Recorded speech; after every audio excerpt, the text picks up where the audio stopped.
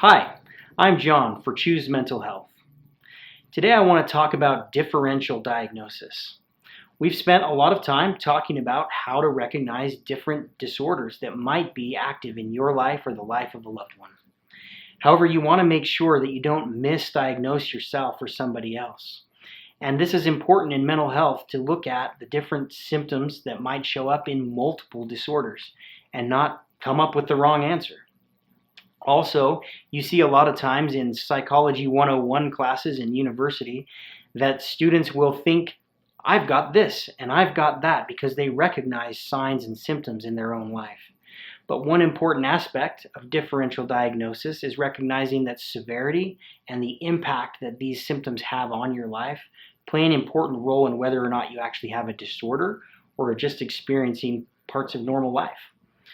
So those are two key factors to look at. Are there other disorders that might also have the same symptom that I need to take a look at before determining this is it? And also, how distressed am I in my life? How big of an impact does this have on my day-to-day functioning? Finally, there's several other situations that can lead to short-term mental health symptoms, but don't necessarily indicate that you have a mental health disorder. These can include symptoms that might happen from substance use or a bad reaction to a medication.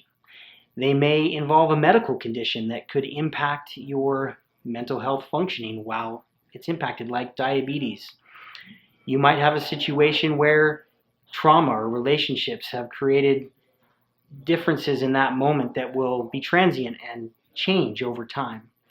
That might indicate you're experiencing some symptoms of a disorder, but you don't actually have a long-term mental health disorder.